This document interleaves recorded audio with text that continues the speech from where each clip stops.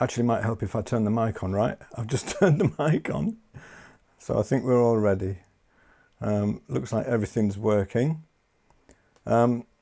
If you're watching at home and you can see me okay and you can hear me okay, as usual, you probably know the routine by now. If you've been to one of these before, please just put a little note in the chat to let me know if you can see me. Looks like Skylar, you can see me. Thanks very much. That's great. I'm just going to put my glasses back on. Skylar, I know you've got no sound because I forgot to turn the mic on. David, hi, really good to see you. How are you? I hope you're well. So yeah, just let me know in the chat there if you can see me okay and if you can hear me okay. I'm quite excited today because I've done a bunch of research about the aspect ratio of the video, and I think in the last one I was kind of drawn out sideways and the whole thing was kind of pulled out like that, and this one I think I've actually got it right. Looks like everyone can hear me and see me okay. Brilliant news. Right.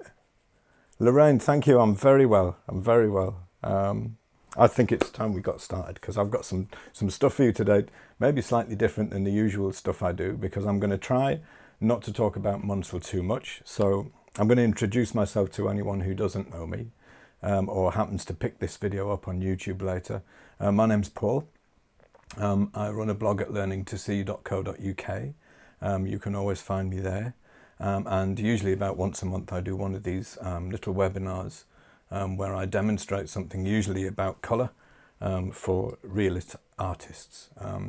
Now, as I was saying a moment ago, generally speaking, I go on an awful lot about Munsell, but I've decided for this webinar to be slightly different. So there's no way I'm going to get through the webinar without mentioning Munsell, right? You know that. But what I'm going to do is try to show you some of the pigment choices that I make when I'm trying to make sure that I get the shadows of objects that I'm painting to look realistic and to look right. Now there's the previous webinar that I did on the colour of shadows. I went through in quite a lot of depth the mistakes that people generally make when they try to paint shadows. In this one I'm not going to do any of that. This is one is going to be almost entirely just a live me painting live basically for you and describing what I'm doing as I'm doing it, and I'm going to mix the colours for the shadows live so you can see exactly what pigment paints I use for them.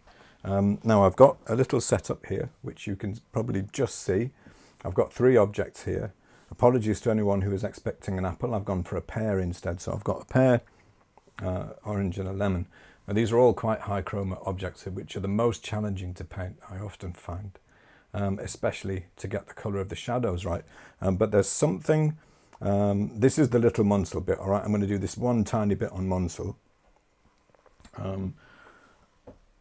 Something that you need to know about shadows, keep this in mind. I'm just going to use a page from the Munsell book to demonstrate it, but if you're ever struggling with getting the colour of the shadow side of an object, or indeed the colour of a cast shadow right, this should help you, right? Now this is a page from the Munsell book. Now let's say, for sake of argument, I was painting something, an orange, say, and it was the local colour. When I say the local colour, I mean the colour it is regardless of what light or shadow is falling on it, was about here, okay? The shadow colour would be about down here. Now the thing about all the colours on this page is they're the same hue. They're from light to dark, and they're from very near grey to very high chroma, but they're all the same hue of orange. And most of the time, your shadows of your objects will be almost the same hue. The shadow side of an object will be almost the same hue as the light. It will just be darker and probably lower chroma. And to model form from light to dark across the surface of a form, generally you will go in a curve like this. So say the local colour of the object was here, and it was quite a greyish object, the curve from light to dark would be like that. If it's up here, it's a very high chroma object like the orange I've got here, it's going to be something more like this. But the shadow colour will be down here. The biggest challenge, if you like, with shadows is to get the chroma high enough. In very high chroma objects, in low chroma objects, it's not too difficult, it's quite simple. So let me go through, I'll just have a quick look at the chat, see if there's any messages I need to catch up with in there. Oh, lots of people in now, all popping in from all over the place. That's great. Chris, hi, thank you. Yes, I'm very well. To anyone who doesn't know, I'm recently recovered from a heart attack, but I'm feeling very good at the moment. Today was the first day I managed over half an hour of vigorous walking at lunchtime. I go for a little walk every day. Sorry about the knocking noise. It's the cat. He's at the front door. I don't know if that's being picked up on the mic or not. Tell me if you in the chat if you can hear that knocking noise.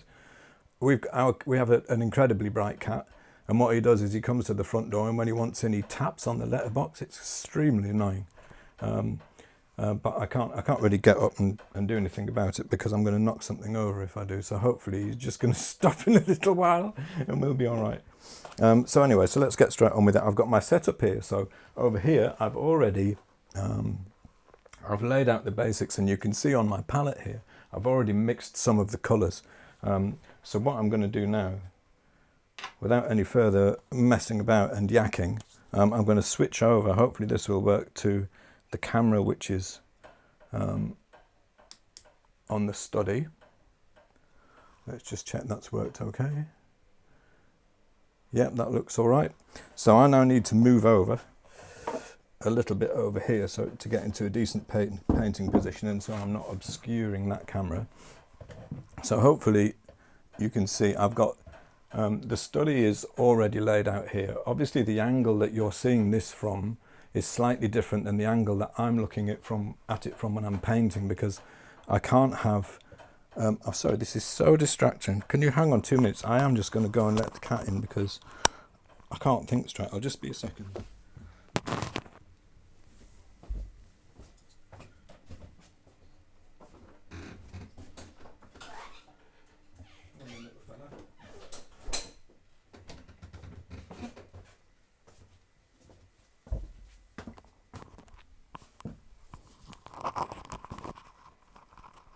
Sorry about that. That's really tempting fate.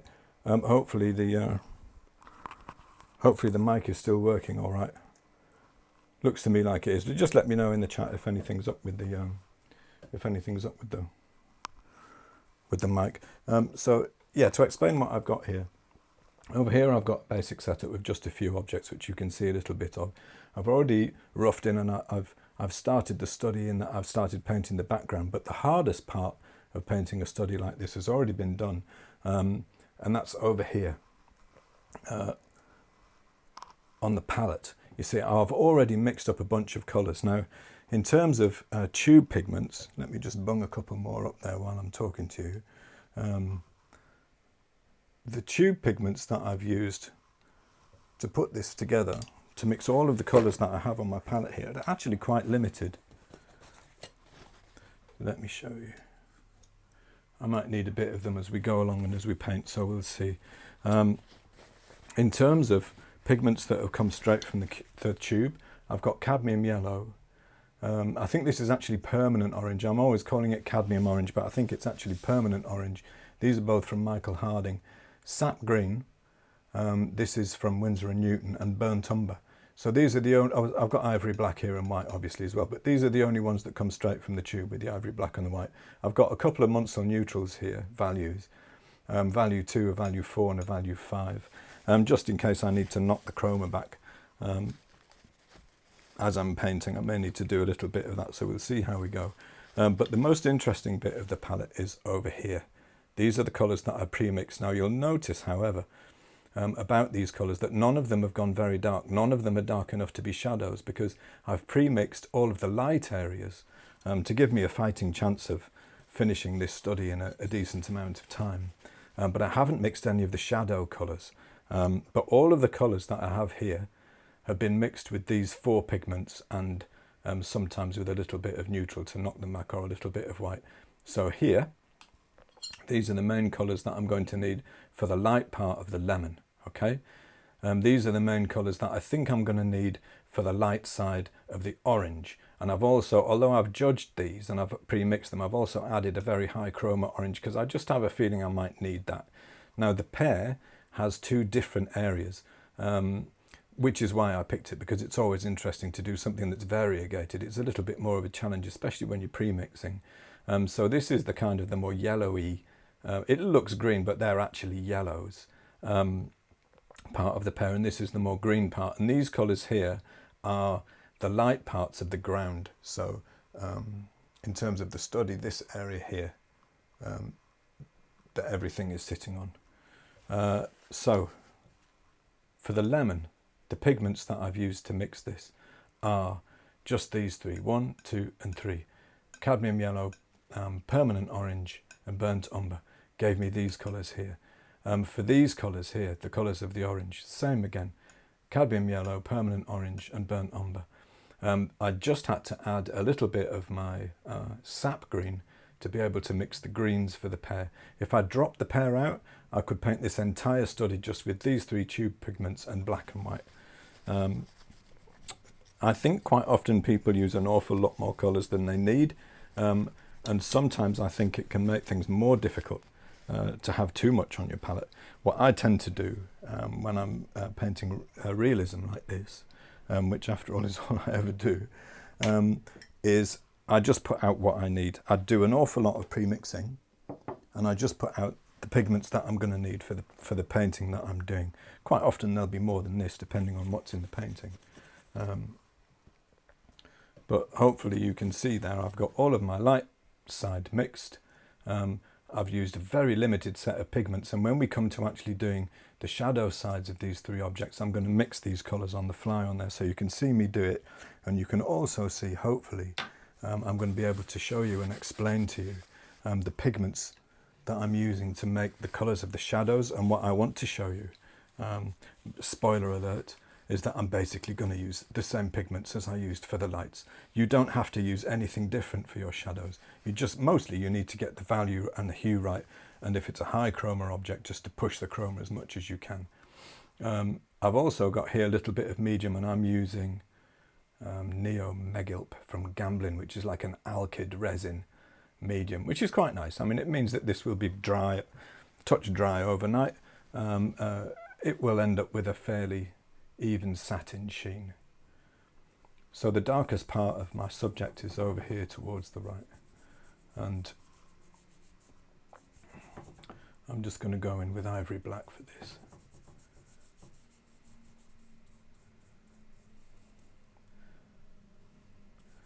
This ivory black being, of course, the lowest value that I can get.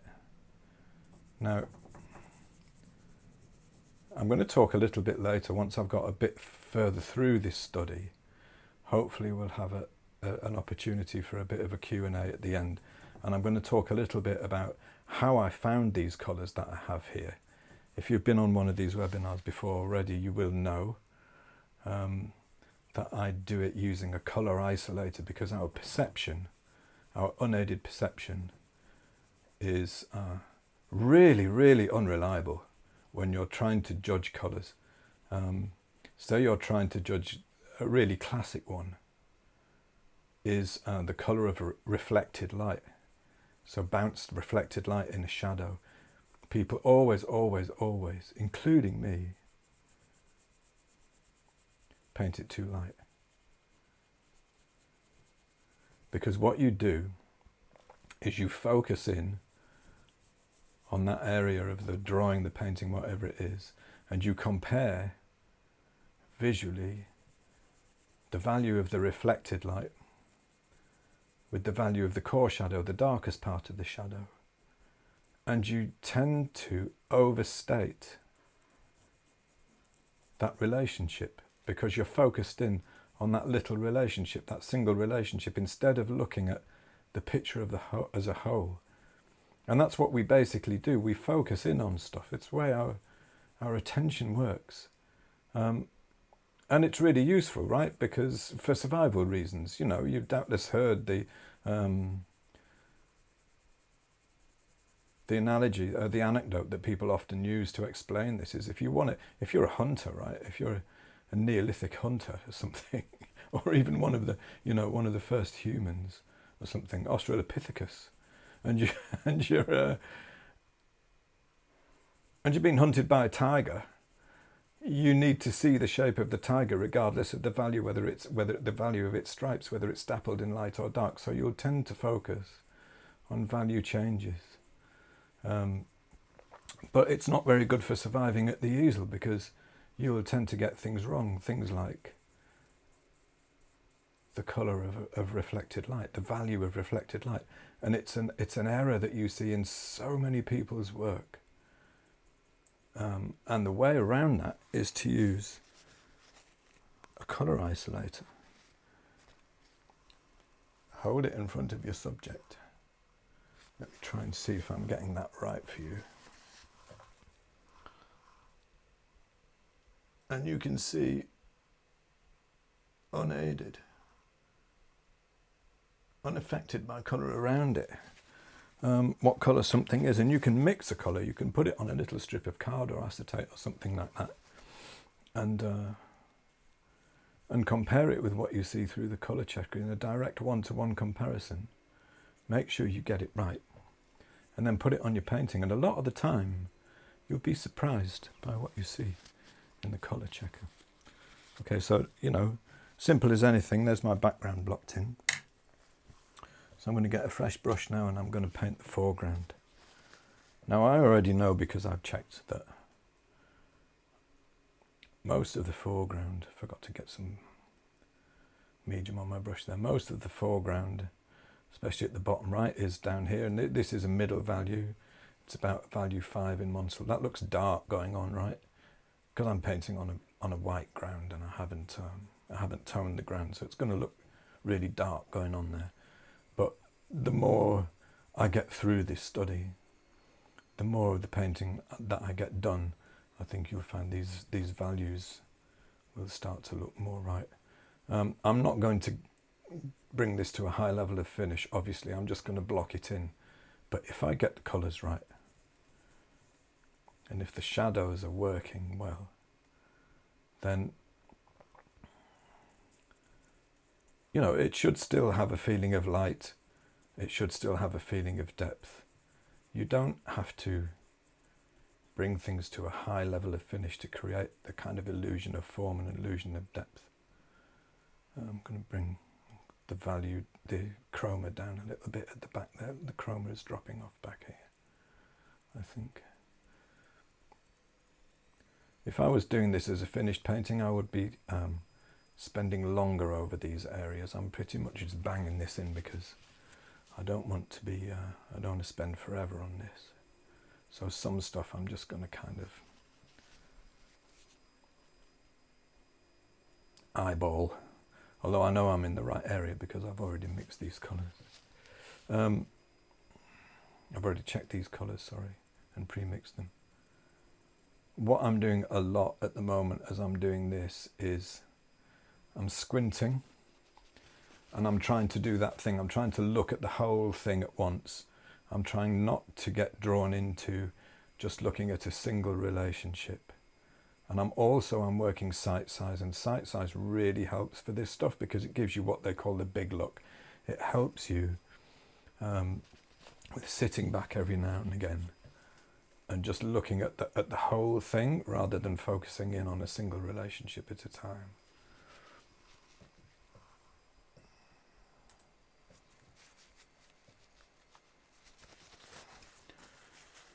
Yeah, Lou, those colour isolators, they're incredibly easy to make. I mean, it really is. It's just a bit of card with a hole in it. It couldn't be simpler.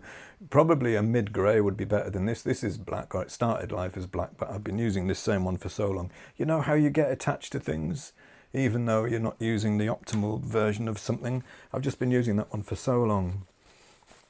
I suppose I've just kind of got used to it. And also, gradually over time, it's become grey. Sorry, I find it really difficult to talk and paint at the same time. So if I drift off in the middle of a sentence, it's because I'm thinking about something I'm doing with the brush. And at the moment, see, what I was thinking about just then is I'm trying to decide what would be the most useful way to approach this. Ordinarily, I don't paint in this order. If I'm painting something, I have a reasonably set order that I do it in. A study like this, I do the background, then I do the foreground, about where I'm up to here, and then the next thing I would do is the cast shadows, right? And I'm trying to decide whether I should do it that way or whether I should paint the light parts of all of the objects first, which would be the most useful to you. I think I'm going to do it the way I would normally do it, you know, because then you can see basically what we've got here. That looks really dark, doesn't it? I think it is a bit dark. I think over here is about right. I think I've got it a bit dark in the middle. I shouldn't do this because, you know, I haven't got the cast shadows in, so I shouldn't be playing with that really, but I have a strong feeling that I am gonna need to lighten that a bit when I get a bit further. Even when you do a lot of checking like this, like I do in pre-mixing, you know, you've still got to allow your eye to play a part too.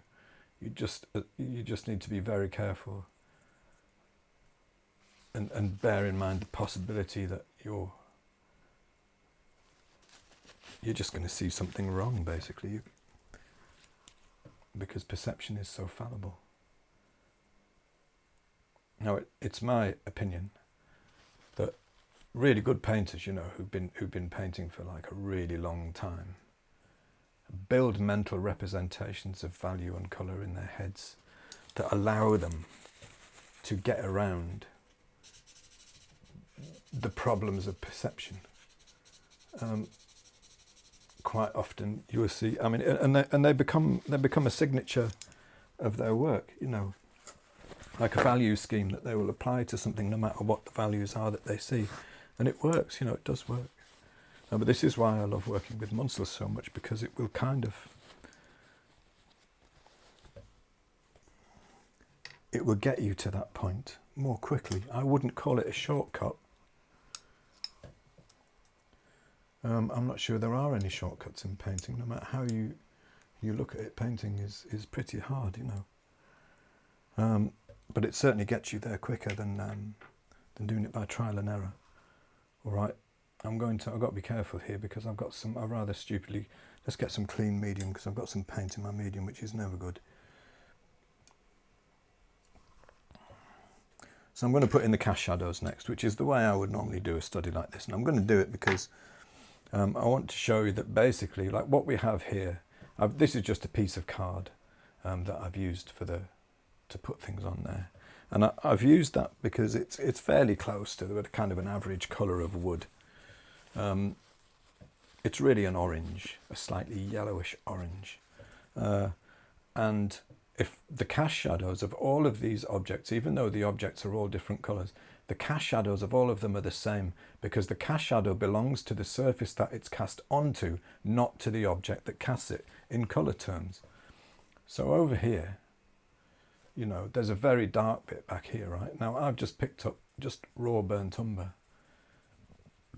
The chroma is a bit high, and also it's slightly transparent, so I'm going to bring in a little bit of neutral to bring it down a little. But burnt umber is basically best thought of as a yellowy orange in hue terms. It's a yellowy orange. So if you've painted something yellowy orange, like say some wood, a shadow that's cast onto it is going to be yellowy orange in hue too, just much darker, you know.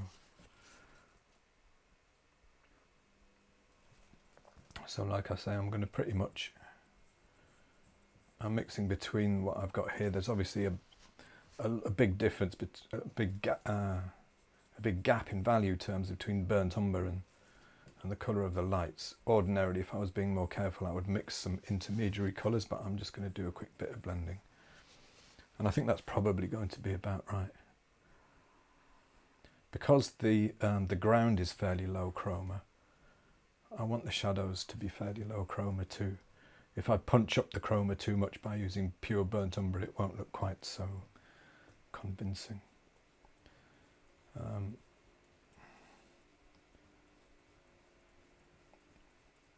As with anything, the main thing to get right is the values, then the hue and the chroma.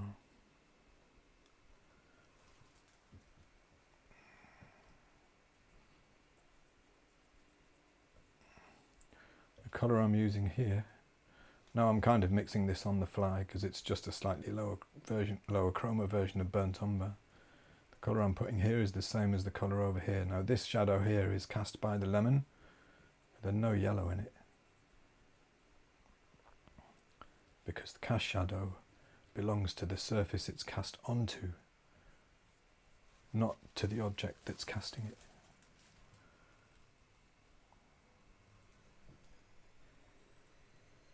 And there's going to be an interesting little bit here on the orange, because the lemon is casting a bit of shadow onto the orange there. I'm going to soften these edges just a little bit, but this is basically a blocking, so I'm not going to spend very long on doing that. If it looks horrendous, when I get to the end you can let me know and I'll smarten it up a bit.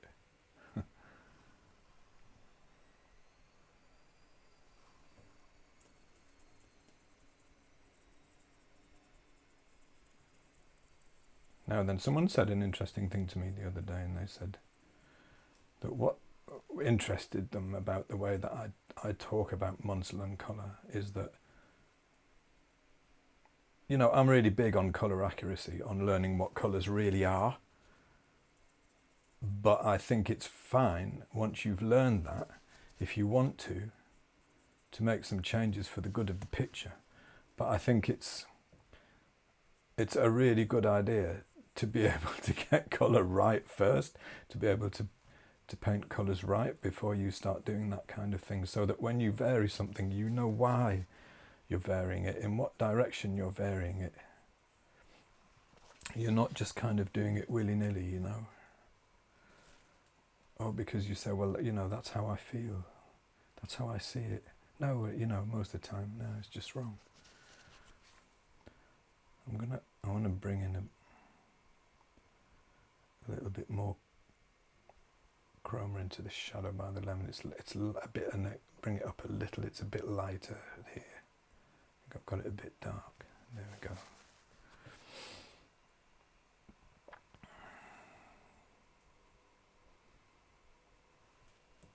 And this stuff, if you've got a dark background like this, and a kind of a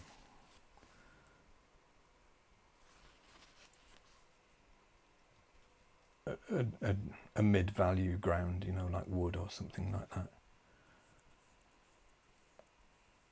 By the time you get the cast shadow, the background, the ground and the cast shadows in, they should already, even without painting any of the objects, if those relationships are right, you should already start to see an impression, a rough one, but an impression of light and depth. That should already be starting to appear. And if you do a study like this and you do it in this order and you get to this stage and you don't have a feeling of light and depth, then you need to sit back and think about what you need to change. And I bet you 9 times out of 10 it will be the value, but it may also be the hue of the shadows. So all of these cast shadows, bang, bang, bang, and this one here, they're all the same hue, right? I've used burnt umber and I've knocked down the chroma with a little bit of Munsell neutral. It's not just black and white mixed together. It's I've got a video with Munsell neutrals. In the replay email I'll send it out, a link to it, how to mix Munsell neutrals. They're incredibly useful for bringing down chroma. Don't please use complements. I know a lot of people think it's a great way to neutralize chroma, but it's actually incredibly unreliable, and you will bring in all kinds of hue shifts in, which will make things look less realistic. Okay, so it's interesting now how this area here at the front doesn't look quite so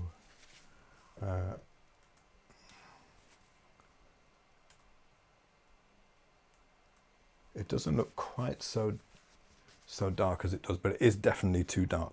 So I'm going to bring up the value a little bit. Now that I've got the cast shadows in there, I can see it better. That definitely needs to come up a little bit in terms of value.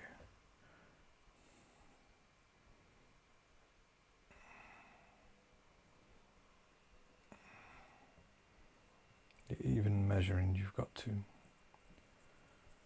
to check. But I'm doing this using the kind of the classic sight size method. I'm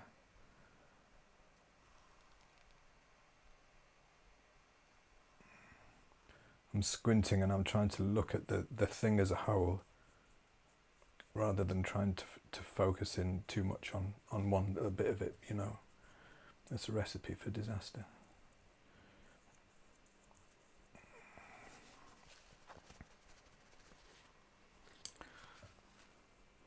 We're too light back here though, I think.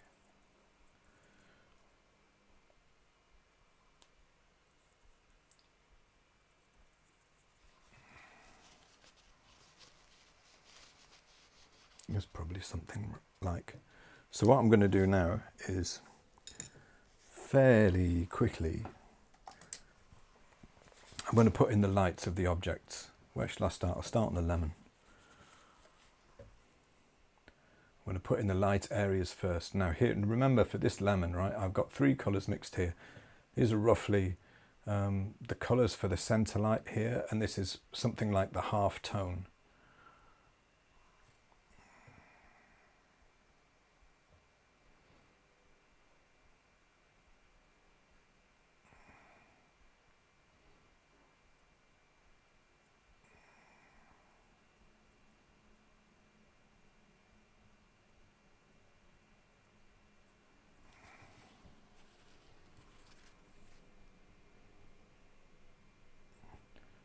Lower value, I suspect, and lower chroma than you might think here.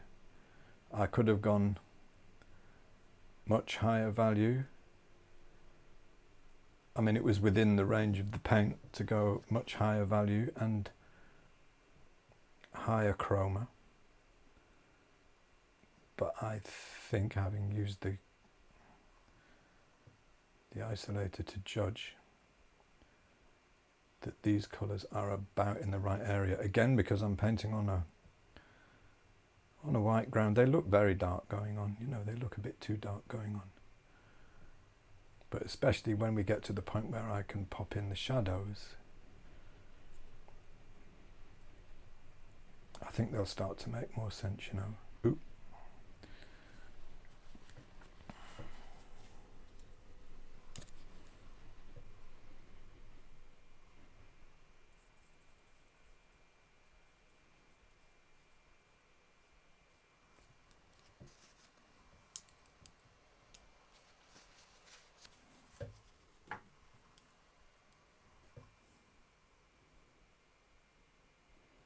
Kind of mixing over to the half-tone area. Now, although I've got, as you can see, I've got very specific colours mixed here. Like I've got 3 colours for this lemon, for the lights of the lemon, okay? But I'm not ending up just with those 3 colours on the painting, because I have complete freedom to mix between them, knowing all the time that I'm not going to lose the hue, that the hue will be right and the hue will be constant. And generally speaking, across the surface of an object, given a single local hue, generally speaking, the hue will stay constant. People will argue to the ends of the earth about this, that hue changes. There are some changes in hue. This is something that I've found after doing an awful lot of checking and using Munsell colour checkers and all this stuff. You do get changes of hue, but they're very, very minor. Interestingly, I generally find in the room that I paint in, there are slight changes of hue in the shadows, in the edge shadows of objects. So for this lemon, the shadow will pull slightly towards orange. For an orange object, it will pull slightly towards red. For a green one, it will pull slightly towards yellow. So it would be a slightly more yellow green in the shadow. And for a blue object, it will pull slightly towards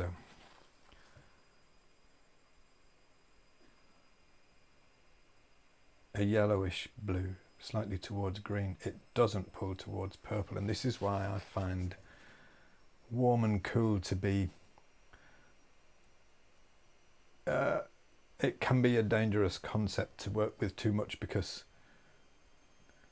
purple is a warmer blue, and so is green. You can warm up a blue with purple or with green, but what I find in the room that I paint in is that the blues in the shadows pull very, very slightly in hue. I mean, it's so slight you're best off ignoring it, frankly. Pull very, very slightly towards green. This is actually the first time I've had a brush in my hands for quite a while. And I'm wondering now at the wisdom of of doing it live when it's the first time I've painted for a little while. I got out of hospital a little while ago, you know, and I've had to take it very easy. I don't know if you know anyone who's had a heart attack before. You know, I can't chuck the kids around too much and stuff. You've got to be a bit careful. But it's not, you know, it's all right. I'm actually fine.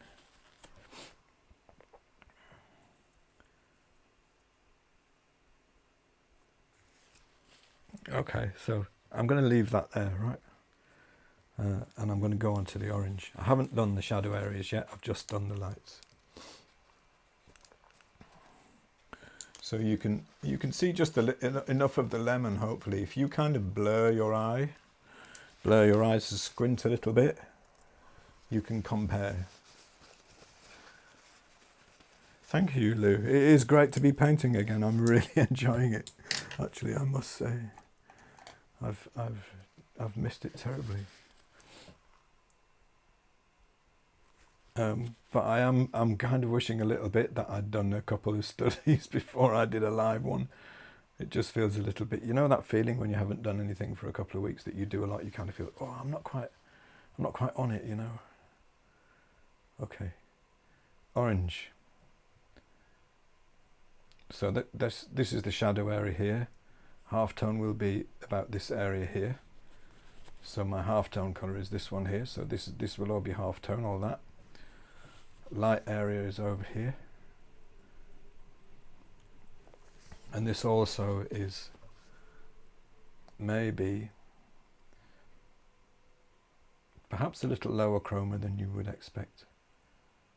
I'm going to leave a little gap for the centre light. No, that's not the centre light, sorry, the highlight, where we get some direct reflected light. Now, the lights I'm using, obviously it's night time for me, so I'm painting under artificial light. And they're colour corrected high CRI fluorescence. Let's knock that chroma down a little bit. It's looking a little bit like the chroma got a bit excited there. But I want some bits, I want more chroma, I want more here.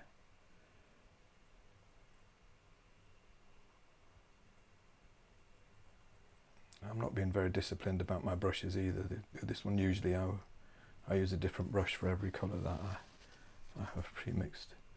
I'm being rather cavalier actually today, so this is probably going to turn out terrible, you know. Now I'm not doing this area here because that is an area of, there's an area of cast shadow, a shadow cast by the lemon, so I'm going to treat that bit differently. I'm going to treat that bit separately. I'll work up to it, but I won't paint it in yet. As the form turns away,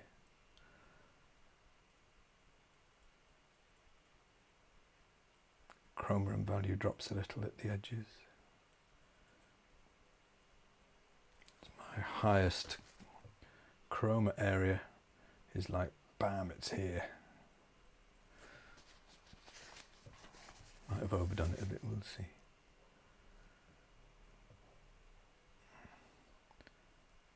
Oh, what have I done there? I've got something on my, I think I picked up some green by mistake.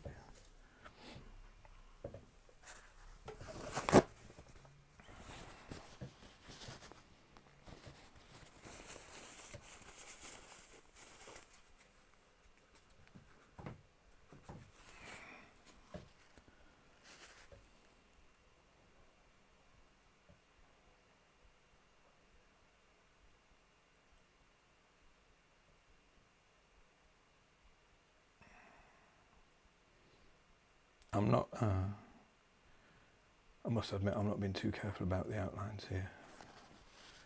Pretty much just blocking in the colours because I want to get to the point where I'm doing the shadows like fairly soon.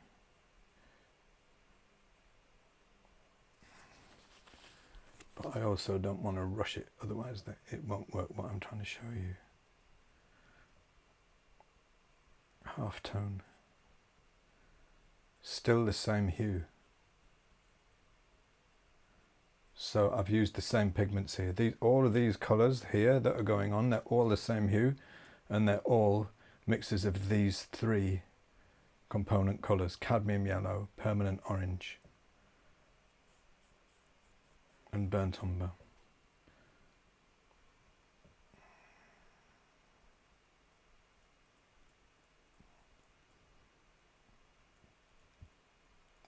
To do these well takes a bit of time, so I'm not going to be able to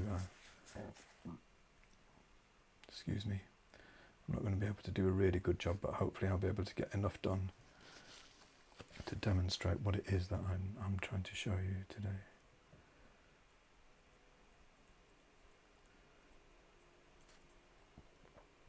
Too dark pool.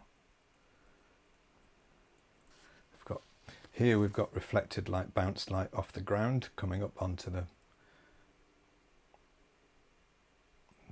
bottom of the orange, and more light of course means higher value and more chroma. Same hue though. If the bounce light, if the ground was blue, it would affect the hue on the orange. But it's not. It's also a yellow orange, just a slightly lower chroma version.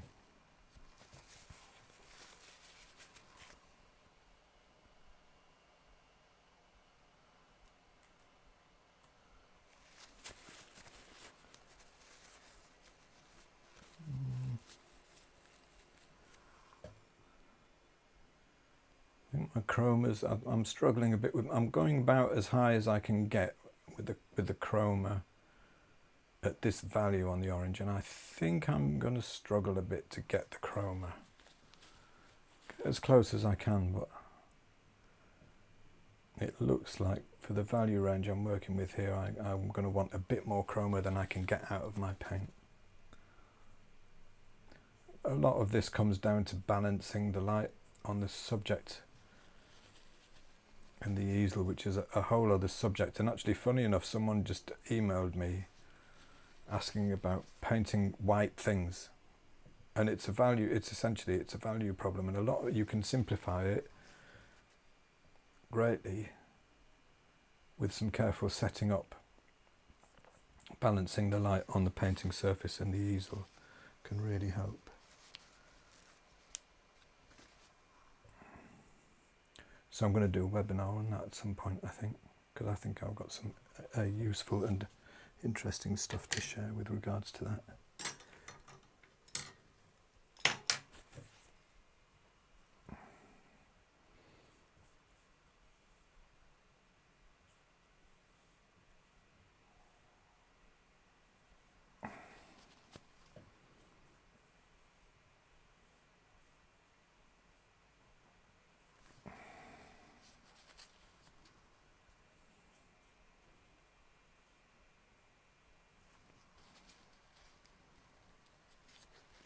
All right, let's just pop the highlight in, and it's not white. It's nowhere near that value. The highlight of the orange is actually not that much higher value than the rest of it. It's slightly higher, but the most notable change about it is a drop in chroma, because it's directly reflected light.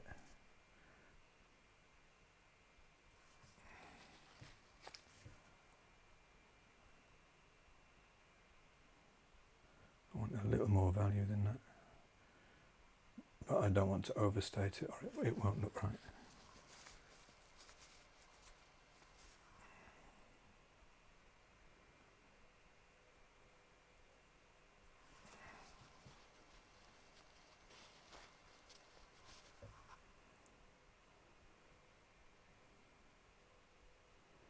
This is one of those moments where I think to myself, why do I set myself such difficult challenges on these webinars, like painting a really high chroma object? You know, why don't I paint something easy for a change?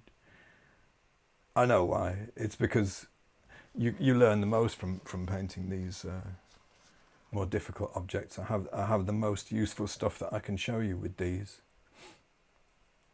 It'd be nice to paint an easy one sometimes, though. Really low chroma, something. Okay, let's move on to the pear.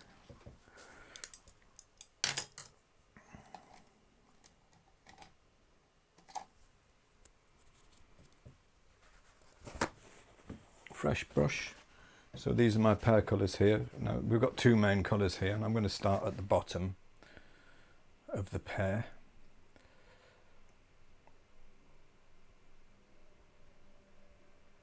Now this is it's very green looking, this colour, but it's actually really it's a yellow. It's a slightly greenish yellow. I would say it's more yellow than green, really. I'm going to have to do a little bit on the fly with this one, I think, because I only really have one colour for this bit of the pear, and some of it is going to need to go higher value. So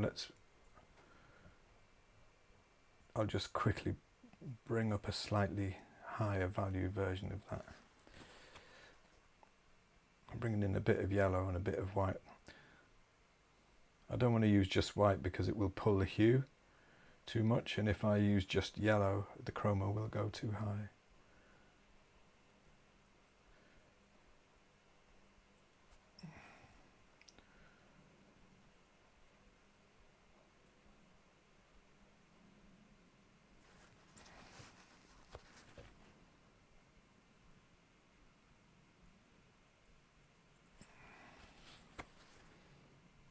But it's going to be very easy for me at this point to start painting this part of the pear too light, and I've got to watch that because it is actually quite a low value.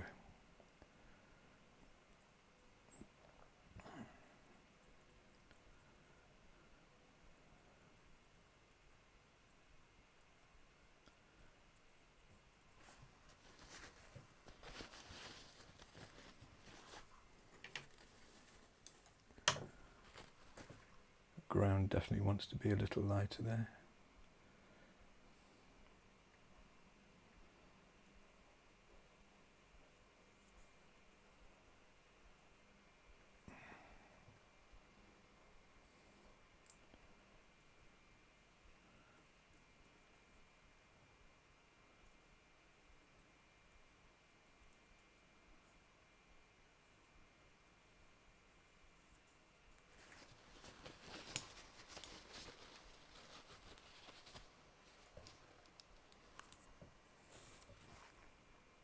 Yeah, not a huge amount more I need to do with that bit of the pear, I don't think. So the other green, I'm going to use a separate brush.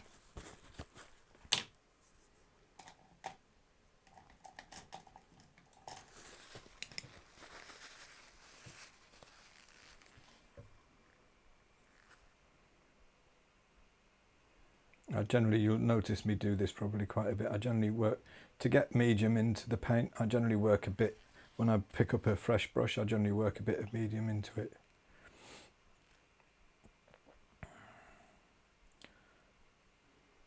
Now I've got two colours here mixed for this, which is a general light and a general half tone, and I suspect the actual kind of average greenish bit of this colour of this bit of the pear is somewhere between the two, so I'm just going to mix a little between them. That may be a little low in value.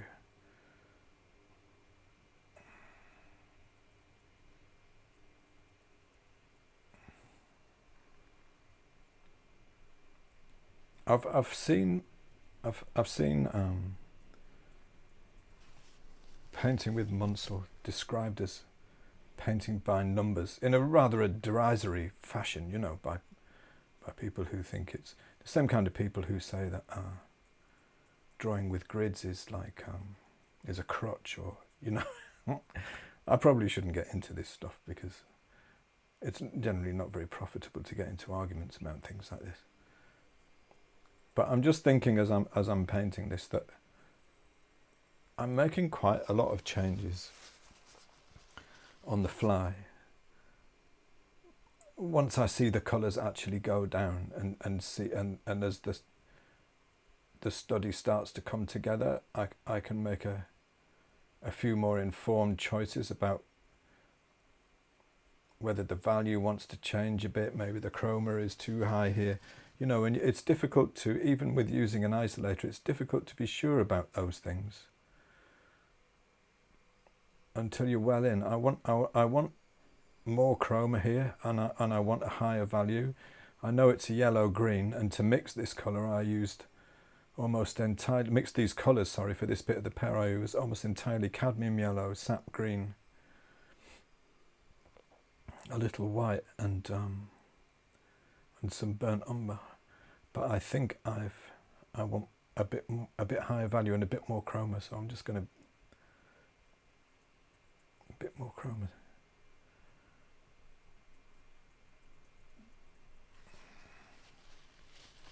And it's actually looking to me now like the first part of the green, the lower part of the pear, which is this kind of yellowish green, is looking very much to me like I did paint it too light. So I'm going to quickly adjust down. It's a yellow more than anything else, so I'm bringing in a little bit of burnt umber. I'm going to knock the chroma down because I don't, it's a very low chroma colour. I don't want to bring in too much chroma, but I'm going to bring that down here quite a long way. Oh, not that far.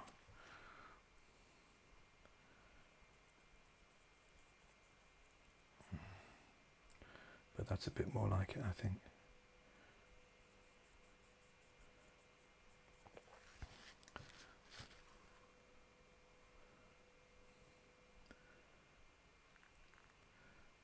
And for the highlight,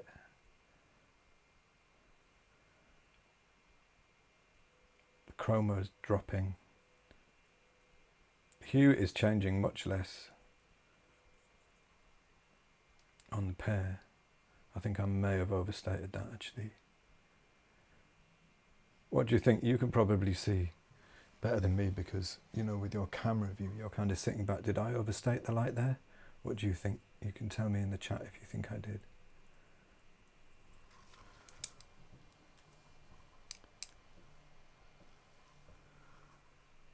Yeah, exactly, Lou. They're tools. They're just tools. And, you know, painting little studies like this isn't the most inspiring thing that you can do with your time.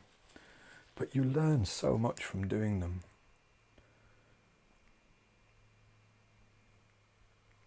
That you can then apply, internalize, and then apply when you're doing other kinds of work.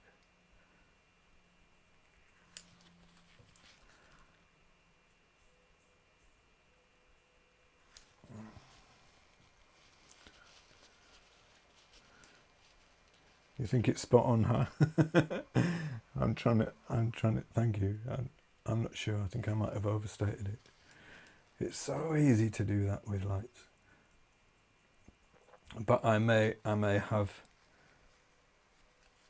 the colour around it too dark. It's difficult to say. I want to bring some of this, the yellow green of the pear, I want to bring that up here because that's coming up here a little. I'm not going to spend a lot of time putting on all the little dabs, but I just want to kind of note that it's there, if you like. It's more of a yellow, really. Yellows, if you keep the hue, tend to go quite greenish as you go into the shadow anyway.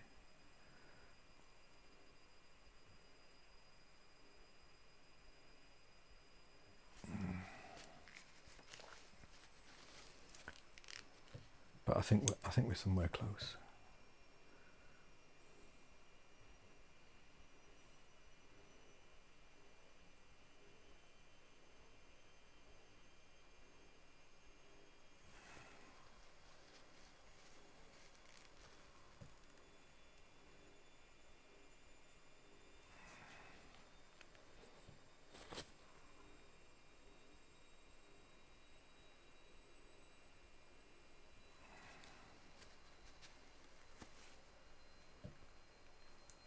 Really, as I was saying before, I'm just spending a lot of time squinting. I usually have one eye closed, and I'm squinting and looking from my study to the subject and back, trying not to screw up the relationships too badly.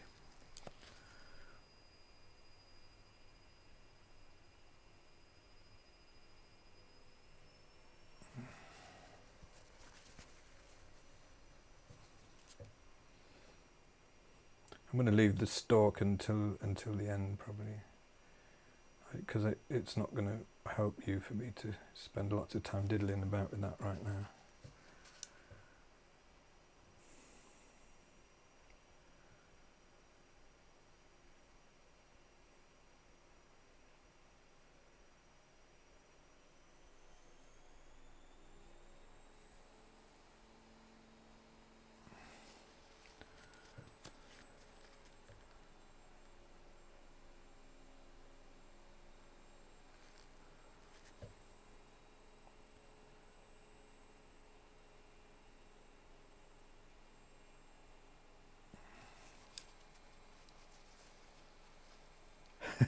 If you painted with one, someone's just put in the chat, if you painted with one eye closed, you'd end up with an abstract. Surprisingly, it actually helps. If you've ever done sight size, and if you've done sight size drawing, what it does is it helps the accuracy. I mean, the drawing is terrible on this, but it helps with the accuracy because it means that you've just got one viewpoint to look at something from. So your measurements can be incredibly accurate, you know. Otherwise, you'll get a mixture of measurements from one eye and the other, and God knows what you'll end up with. All right, so at this point, I've got, I'm getting, I think I'm getting reasonably close to the colour balance. I think I still need to bring up the value of the ground a little bit. Here's another question for you in the chat. Tell me if you think I need to bring up the value, if the ground in front of the objects needs to be slightly lighter. But overall, in colour terms, for the lights, I think I'm fairly close to the subject, right? Someone's just said, Paul, I would like to know if the book that you recommend is the new Munsell Student Colour Set. Includes 12 packs of Munsell chips. Yes, that's the one. That is the one. You can get it. I have the second edition, which you can get second hand. It's up to the 4th edition now. I've heard some quite disparaging comments about the writing in the latest version, but the bit that I advise people to get it for is the chips. And in the 3rd and the 4th edition, you get a glossy value scale, which is really, really useful. So, okay.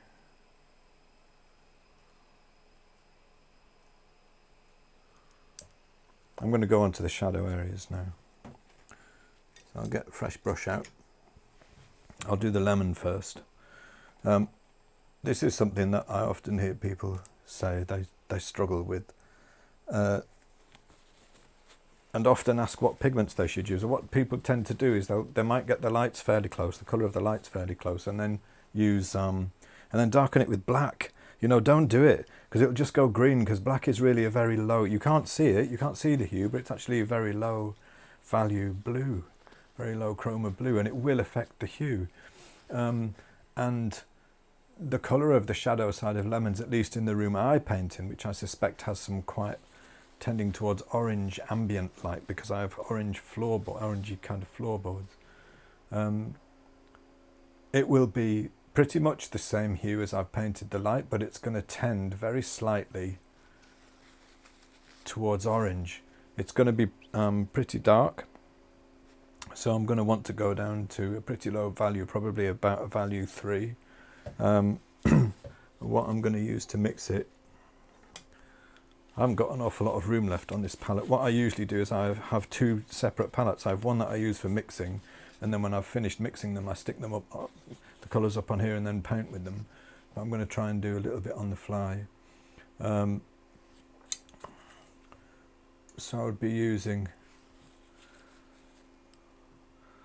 burnt umber, which remember is it's a slightly yellowish, yellow-orange in hue terms. And I'm going to bring it up to the value that I need with cadmium yellow. And you know what, this will get me really close to the colour I need, because it'll be slightly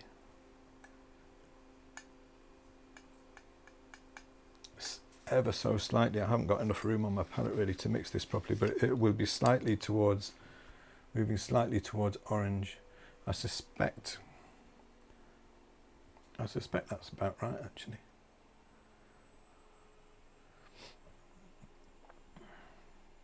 So basically, to mix these colours here, I've used cadmium orange, a tiny touch of it, because cadmium yellow on its own is too yellow.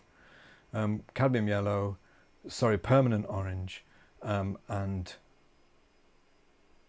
burnt umber to mix the lights. And I've used exactly the same colours to mix the shadow colour, except actually all I've used is burnt umber. I might want to pop some orange in it, but there's something interesting going on here in the shadow because there's some reflected light from the orange. I'm not going to do that yet. I'm going to do that when I've got all of the shadows in across all of the objects so I can see them more clearly.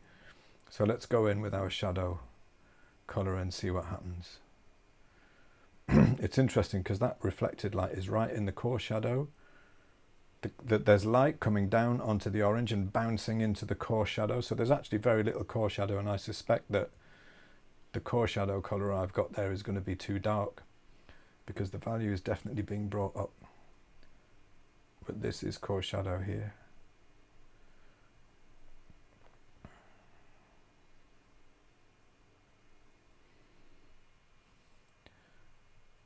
This is all core shadow.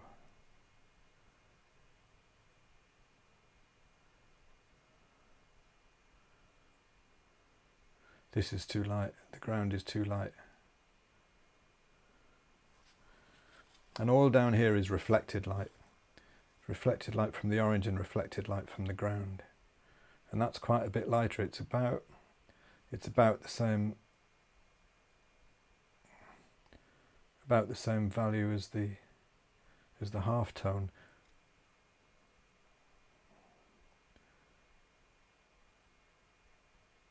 Too light.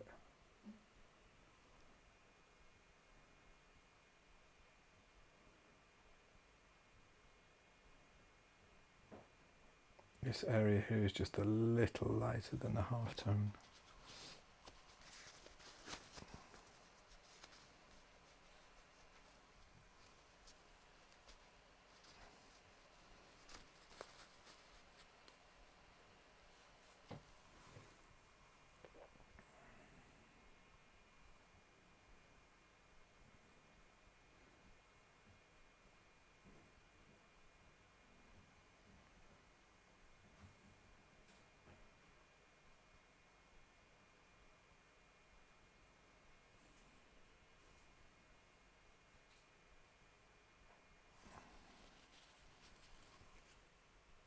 Obviously we have a bit of shadow here on this little bit of the lemon that's sticking out that I haven't put in yet, so let's put in a little bit of that. Where's my lights brush?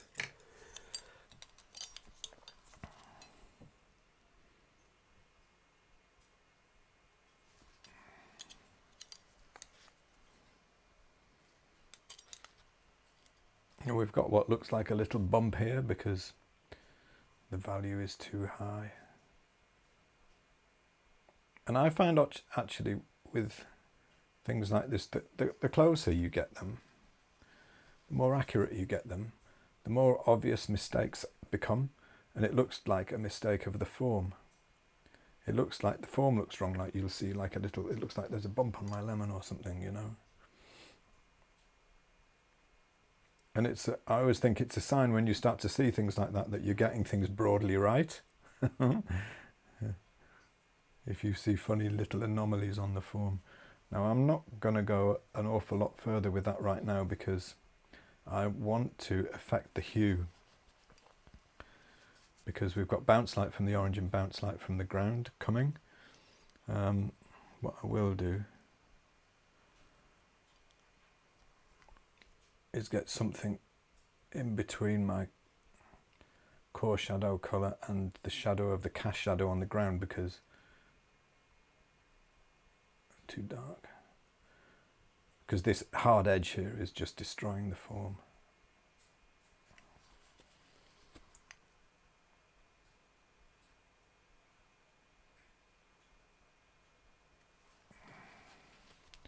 So I just want to soften that. So I'm mixing up something in between. Now I'm going to go back and I'm going to put in the reflected light from the orange in a little while. But I think generally speaking, I'm pretty much there on the value of the shadow. Still the same hue. Okay, orange. It's time for the orange. Now this is tough because the orange is really, really high chroma. The local colour of the orange is very high chroma. And I find, generally speaking, you can't quite get the chroma in the lights often with very high chroma objects like this, and often you can't in the shadows either. So the thing to do is to nail the value when if you find yourself in that situation. So what I've used for these colours here, my orange colours in the lights, the pigments I've used are the same again: burnt umber, permanent orange, and cadmium yellow. I must stress though, I've resisted doing this for a while, telling people what pigments I use, because the lesson that I want to get across is that it doesn't matter what pigments you use. What matters is getting the hue right, the value and the chroma. You can't say, yeah, I always use this colour to paint the shadow side of a lemon, because it might not always be right depending on what else is happening. Like on this one here, you know, I know that I've got that hue right if there wasn't anything else affecting it, but there's bounce light coming in there, which I'm going to need to change the hue. But anyway, so what I want is, we've got a slightly yellowy orange is the local, so I want a slightly yellowy orange for my edge shadow, for the shadow plane of the orange. So I want to put in as much chroma as I can, and this permanent orange from Michael Harding is a really, really high chroma colour. So I'm bringing up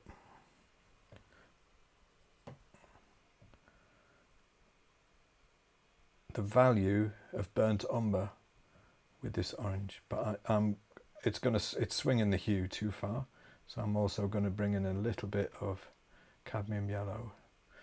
But hopefully you can see just from looking at that it's in the same, generally speaking, it's in the same kind of hue range as the rest of the colours. There's some reflected light coming in here, bouncing off the pear, but not very much, because the orange is set slightly back.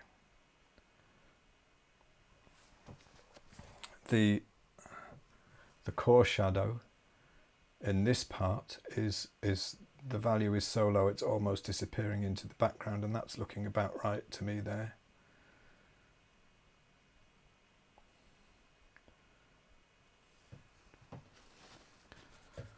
I think it may be a little low in value, and I'm certainly going to need to mix between the half-tone shadow and the core shadow, because that gradation there between them is quite soft, and if I get it too harsh, too sharp, it will look like a fold in the surface, and I don't want that. It looked like a fold rather than a smooth gradation.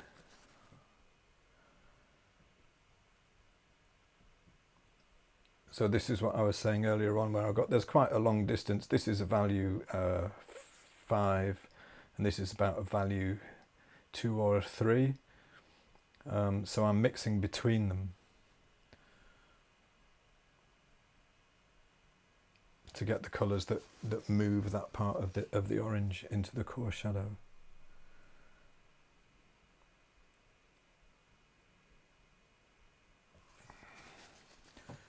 And then we've got the reflected light bit down here, which again, it's like it's almost as light as the half tone. I wish I could get more chroma here at this value, but I don't think I'm going to be able to do it. So I'm going to go and make sure I get the value as close as I can. And if I get it right, this is the bit that it's so easy to overstate.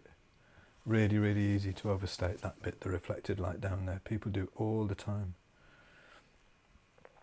including me. But I know to watch out for it now. I think I just put some green in there, which is really silly and is going to completely kill the chroma down there. Bit of unruly brush movements on the palette. I think even as I'm talking about pushing the reflected light too high, I think I'm doing it. Kind of ironic, huh?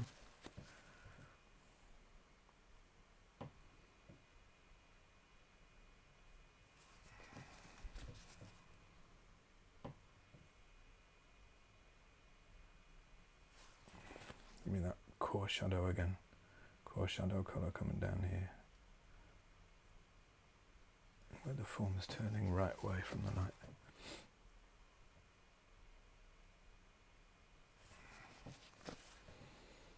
So I think hopefully you can see that we're starting to get a reasonably convincing feeling of form start to come into this now, of rounded form. I've overstated the reflected light, and it's hurting the form. The form isn't turning as well as it should round here, and I think it's because I've overstated the reflected light. Yeah, that's better. So easy to do that, and because it looks so beautiful, reflected light, you think, oh, I'll just bring that out a bit. It'll look lovely. And if you're not careful, you just end up destroying your form.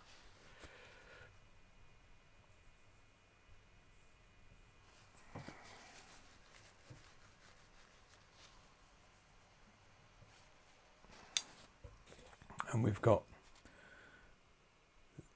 as I was talking about before, we've got the shadow area on the other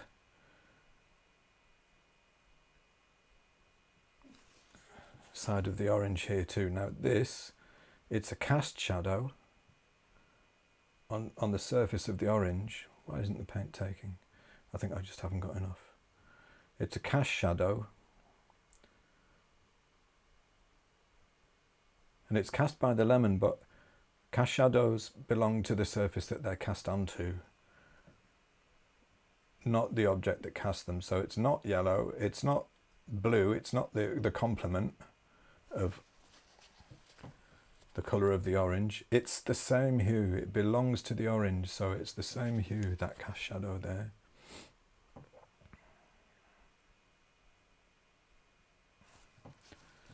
It's the same hue as the cast shadow over here, which is the same hue pretty much as the rest of the orange.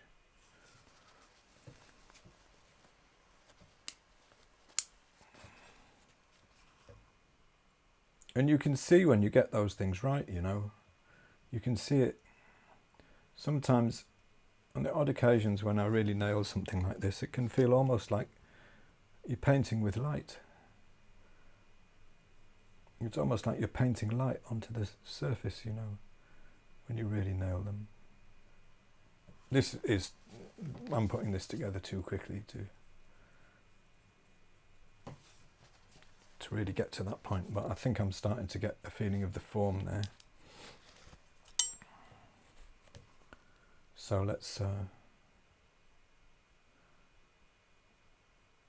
pop over to the pear. Now the pear is, we've got two colours to think about here.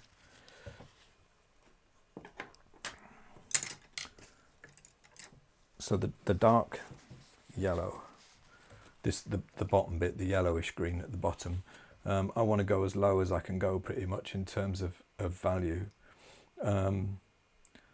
It's a fairly low chroma colour, so if I just use burnt umber,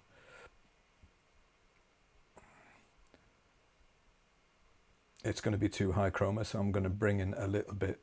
What I'm doing here is I'm mixing between a neutral value 2 and ivory black. And the reason I'm doing that is because I've run out of value 1. It's not for any other reason than that.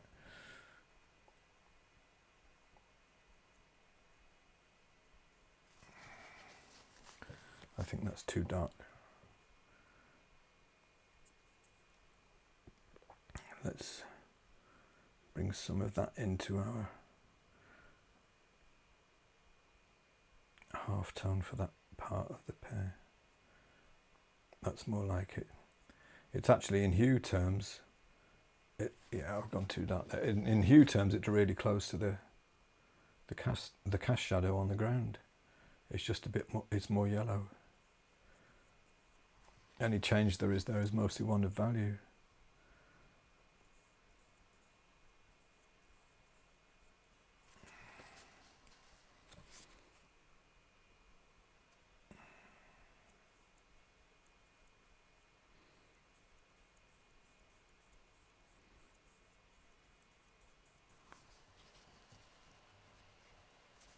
Oh, I'm really sorry. I just realised we've gone well over an hour. I didn't really intend to go on this long. I forget. I think I'm guilty of enjoying myself a bit too much because I haven't been painting for a while and just sitting here painting. I mean, I suspect I've actually got to the point now where I've shown you pretty much as I need to. But there's one more shadow colour I need to mix, and it's the shadow of this green, right? So again, I'm going to use the same pigment colours that I used for the lights. I've got sap green and burnt umber. On its own, it's going to be a little bit too dark in value, so I'm going to bring in a little bit of my half-tone colour as well, just a tad. And that should give me just about the right colour for the shadow there. That looks right, yeah. It's the same hue. The drawing is appalling. I've got to sort that out.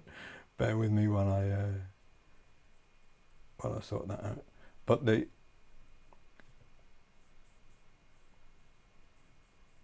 hue is, I believe, about right.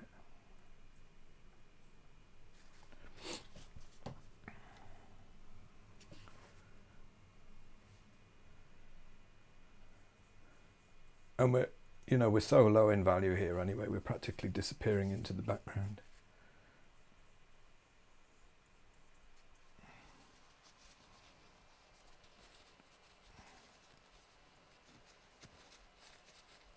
Someone's asking me which oils I use. I think I mentioned it at the beginning, but you might miss the first part.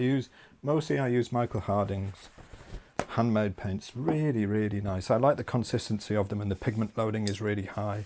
And when you're really trying to nail the chroma of something, a high chroma object, you want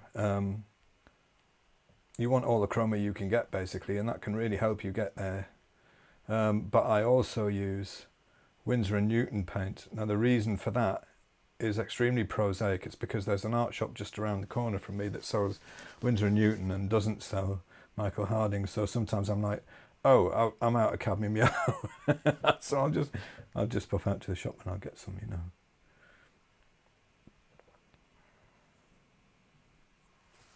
A bit more, bring up the value there. So this is really, I mean, it's very blocky and simple. But because the colours are pretty close, you're starting to get an idea of the form. So you could take something from this point, work on it further, refine it further, and come up with something fairly convincing. It's really annoying me that, this, the stalk of the pear, I'm going to have to do that, aren't I? I mean, I can't leave it. Let me get another brush. It's almost grey.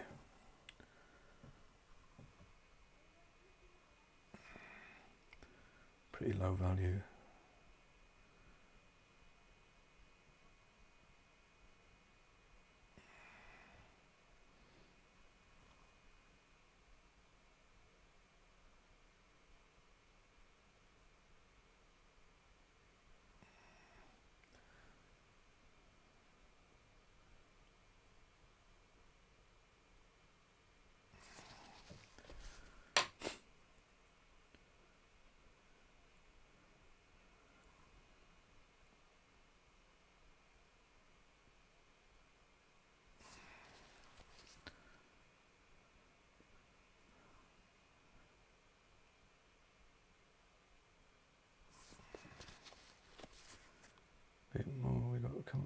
I'm using a bit of the colour from the ground here.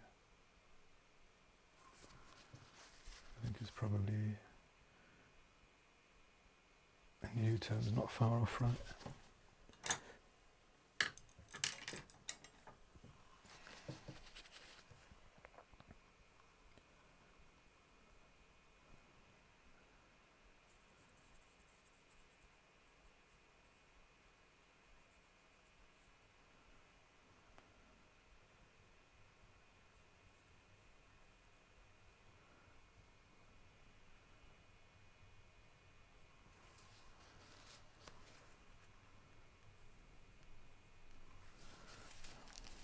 That'll do me for that. So I am going to bring up, there were a couple of votes for the ground being a bit lighter, which I agree with. Now that I've got everything in, I can start to see some of those relationships a little more clearly. Definitely the ground needs to come up a bit.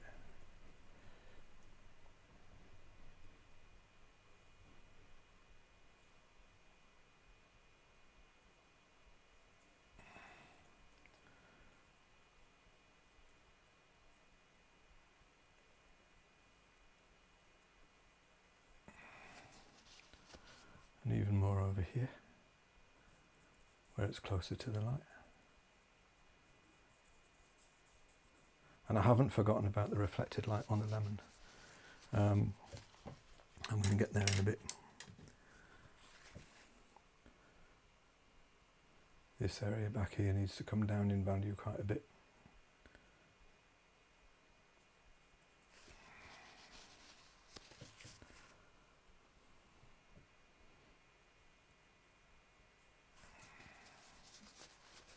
Even more.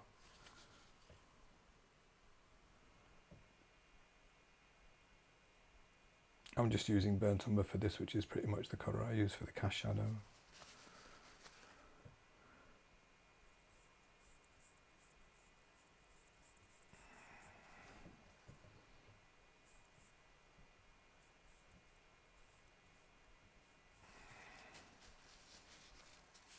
Value back there.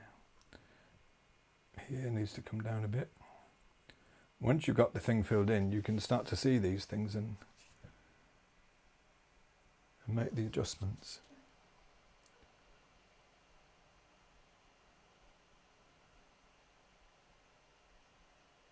I think the value of my pear is, the light side of my pear is a little low and the chroma is a little high. But if I was spending a lot longer on this, I would probably spend some time on that, but I'm not going to do it because the last thing I want to do for you is this reflected light. Now, ordinarily, the reflected light on the lemon, which is bouncing back off the surface of the orange. Now, ordinarily, I'd be checking this very carefully with the isolator and the Munsell chip. I'm not going to do it because I'm trying to paint as if you didn't, as if you didn't have Munsell. So, hopefully by showing you that I'm using the same pigments for the shadow areas of each object as I've used for the lights, just in different proportions, and I'm keeping the hue as constant as I possibly can, and that the hue of the shadows is usually almost the same as the hue of the lights, with the exception, of course, of reflected light.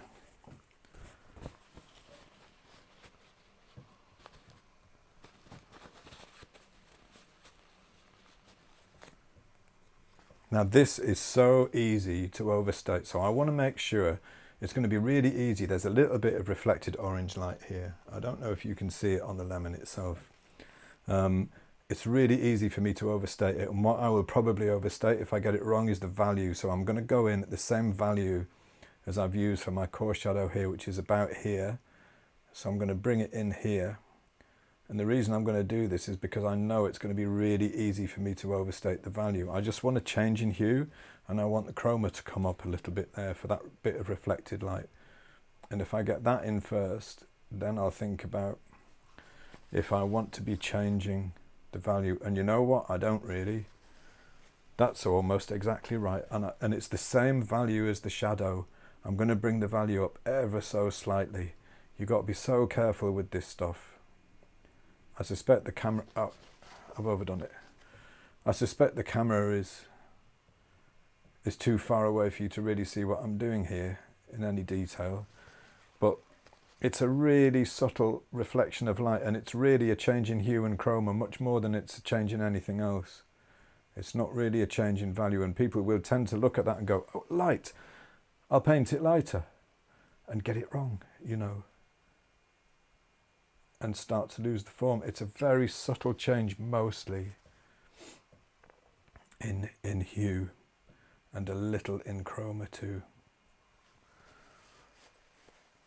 And honestly, I think that's about it. Now, obviously, I could spend a lot more time adjusting various bits of the study, but I think I have overdone that reflect. Yeah, I'm going to be worrying about that forever now, that I've overdone the value of the reflected light on the lemon after talking about it so much. And I think I might have, actually. I think I have. I can't leave it alone. I've got to change it. I've got to bring that down. I've overdone the value. So easy to do that. Bring it down, Paul. That's better.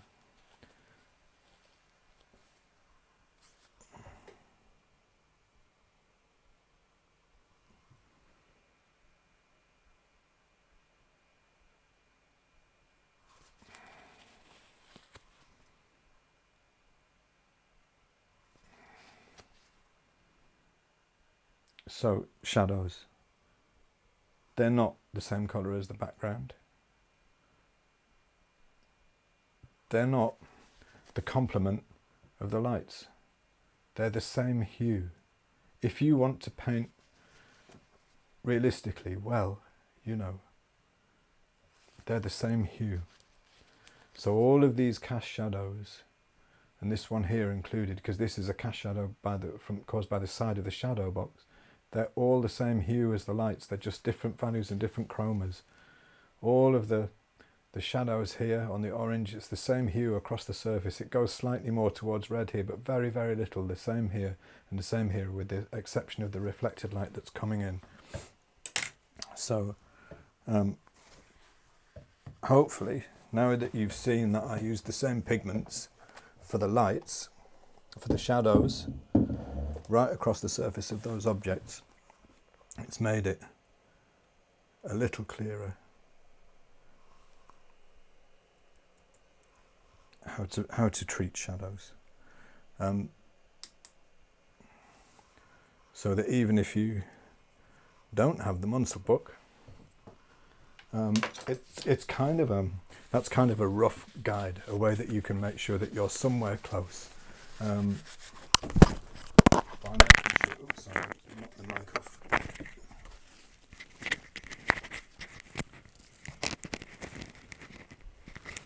There we go, sorry.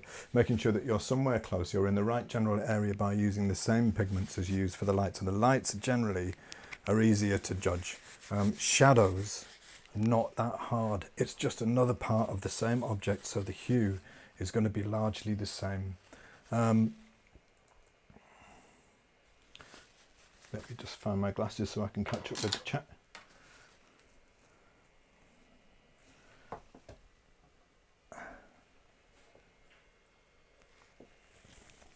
Quick sip of tea because I've been talking for over an hour. Right, we've gone massively over time. I was thinking that I might get away with this one in 45 minutes, and we've gone for an hour and a half. Thank you very much for staying, and thanks very much for watching, and I hope you picked up something useful. Now, if you have any questions about any of this, now is a really good time to ask them. Obviously, I've tried as I've gone along to keep one eye on the chat. It's very difficult for me to do that whilst I'm painting.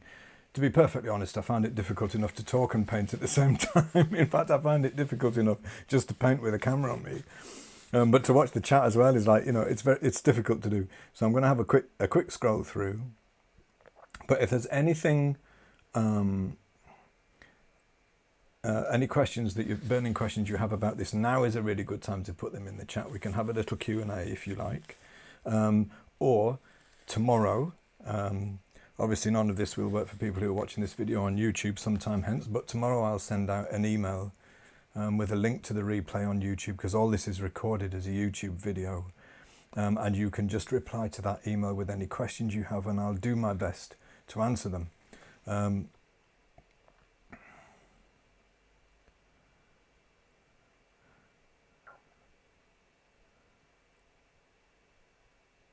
Someone says here, a question here, the Munsell matte and glossy value packs are $100 and $130. Is it possible to paint my own? Yes, it is. You can absolutely make your own value scale. A good way to do it, I think, is by increments. So you start with ivory black at one end and titanium white at the other, okay? And then you mix a value between them that you think visually is roughly between them, and then you mix another value in between both of those, and you can end up with a perfectly reasonable 9-step scale that way. But bear in mind, if you're using ivory black and titanium white, that the hue is not going to be neutral, it's going to be slightly blue. So it's not really a true neutral, so you can't really use it for neutralizing the chroma in colors for the reason that it already has a hue. So if you're trying to neutralize the hue of an orange with that color, it's essentially the complement. It's low chroma, but it is a blue, so it's going to affect the hue. But yes, you can make your own. However, I would strongly advise getting hold of the Munsell scale, because I'll send a link to a video I have with how to match a Munsell neutral as well. The Munsell neutrals are incredibly useful for reducing the chroma of colours. They do swing the hue very, very slightly, so you need to compensate for that. But if you compare that to trying to do it with a complement, you know, like trying to find the perfect opposite blue of an orange at the right value, at the right chroma, and, you know, you're just not going to be able to do it, frankly. You might end up with an interesting colour that looks very pretty in the painting. But your hue will be wandering all over the place, and that's not how colour works in the real world. So if you want to paint something that looks more real, then this is a much better way to approach it. So frankly, I know that they're not that cheap. I've got the Munsell Big Book and it cost me several £100s when I got it. And frankly, it's an investment I would make again. And one day we'll have to, because I keep losing the chips. I've learnt more about colour by using that book than I could have from reading 100 books on colour or going on 100 courses. It gives you the tools you need to ask questions of the world around you and to find the answers for yourself. And that's what I'd really like to encourage you to do. Don't take my word for this either. Don't take my word that the hue remains the same across from light to shadow. You know, very few painters will agree with that. I know it's true because I've actually checked it hundreds of times myself with the Munsell chips, so I know that it's right. I've checked it for myself. And I'd really like to encourage you, you know, if you can, to do the same. Please comment on the use of mediums. Sure, don't, you know, I don't do it too much. I use them mostly because I like to have a nice even finish at the end, but you can get so obsessed with mediums, you know. I got so wound up about mediums at one point. I thought this is the way, you know, it's the mediums that the masters used. This is how they painted those beautiful pictures, and it isn't at all.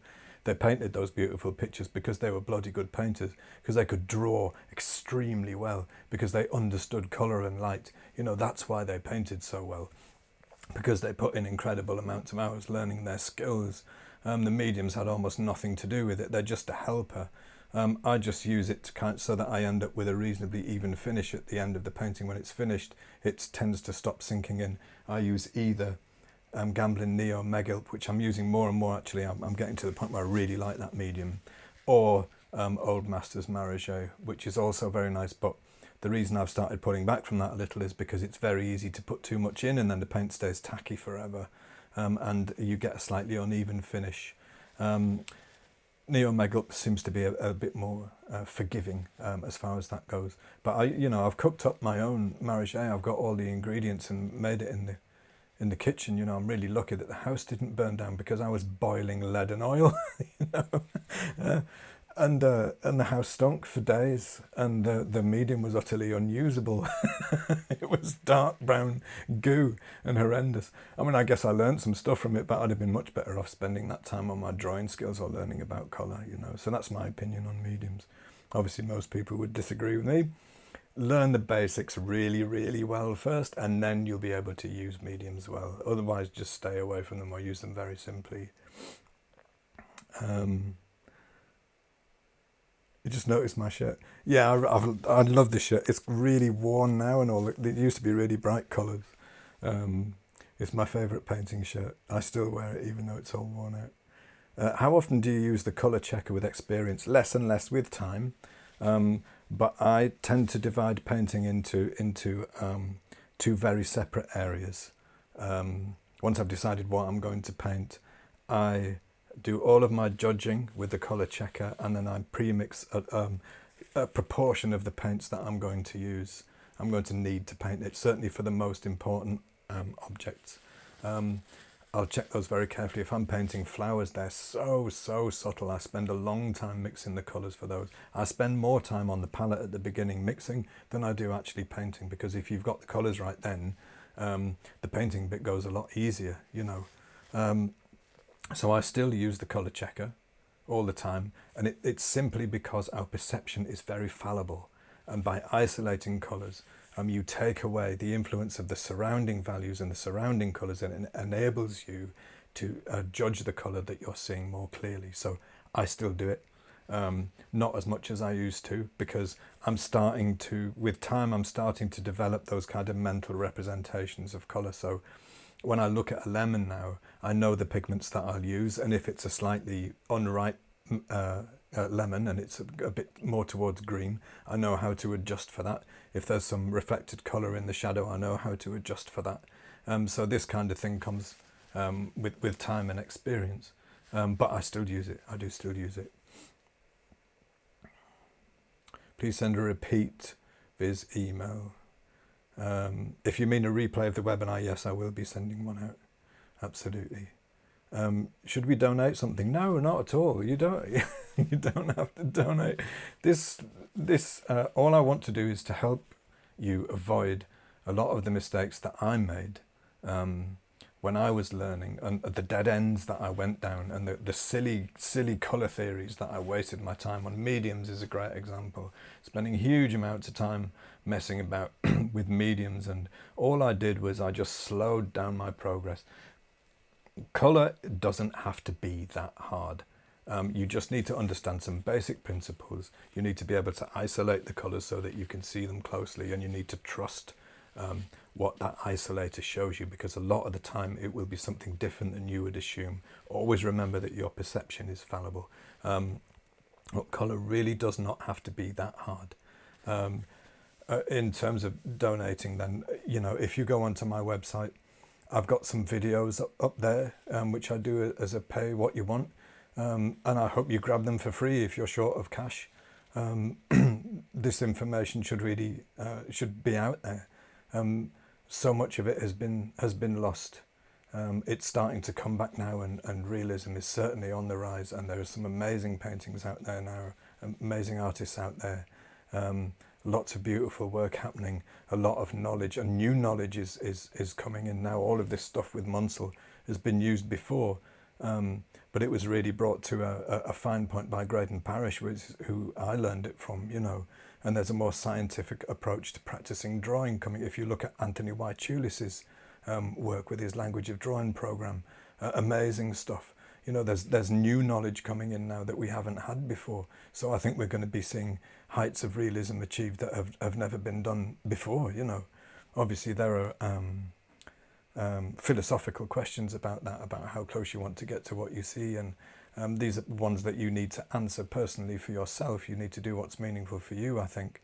But what I want to do with these webinars is get as much of the information out there as I can. I do have a course, and I do have videos which you can donate some money for, which go into more detail on this kind of stuff. But there's absolutely no need to, you know. As long as my kids are fed and I have a roof over my head, then I just want to get this information out there, you know, so it's entirely up to you. How best to mix a neutral scale with what colours? Lead, white? Depends on the pigments you have. I mean, because neutrals are by definition have no chroma, there's a lot of different ways to get to them.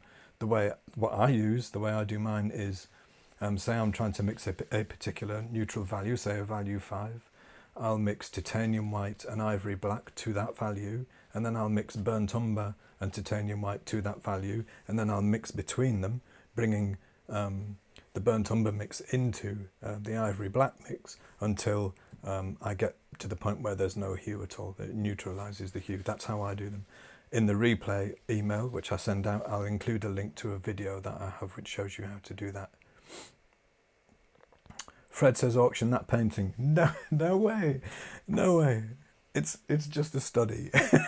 It's not nicely designed or anything. I just put 3 things in a row. But you know, I'm very flattered that you think it's worth that. But in paintings that I sell, I want to put some more of myself into them. You know, if it's something that I do for auction, I'll try and put a bit more of myself in it.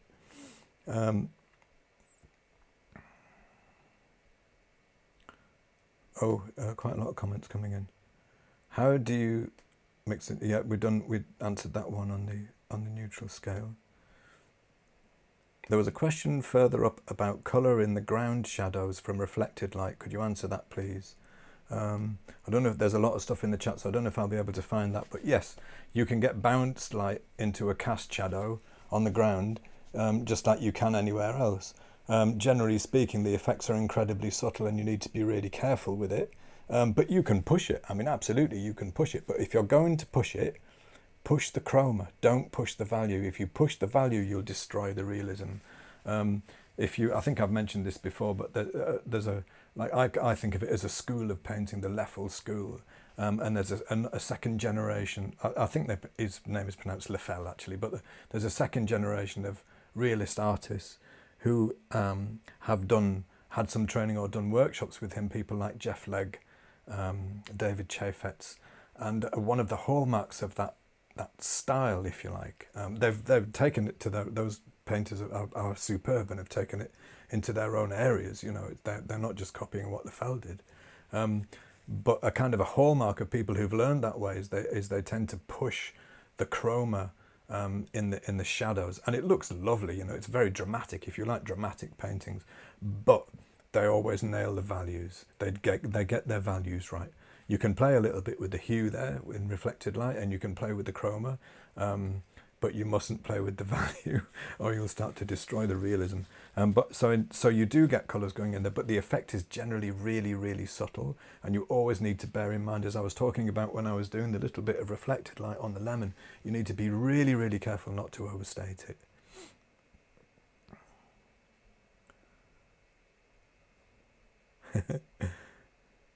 Okay, I think I've probably got to the end of the questions now. If there's any I've missed. Oh, so here's one. Paul, do you use the Munsell Nearly Neutral book of colours? Well, no, I don't. I think it would probably be useful because those very close to neutral colours are very difficult to judge. But I've got the Munsell Big Book, and it's got some Chroma 1 charts in there. So no, I don't use that. I don't need it. Okay, it says, if the ground were less matte, would we expect to see some of the local colour in the cast shadows? If the ground were less matte. Oh, if the ground was a shiny surface. Oh, there would be some reflection. Yeah, absolutely. Yeah, there would probably be some reflection. Bounce light coming off the objects into the shadows. But again, you would have to be really, really careful with the values. And again, the way to be really sure about that is to get your little colour isolator out and just isolate a very small part of that shadow. So you've got a reflection in the cast shadow. Isolate just that colour and find out what it is, and I'll almost guarantee you it's way lower value than you would think. Probably lower chroma as well.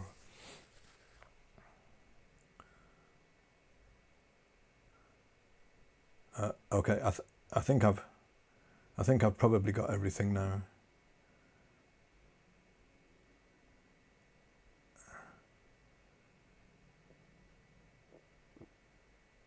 I think I've probably got all the questions, so I'm going to wrap up now.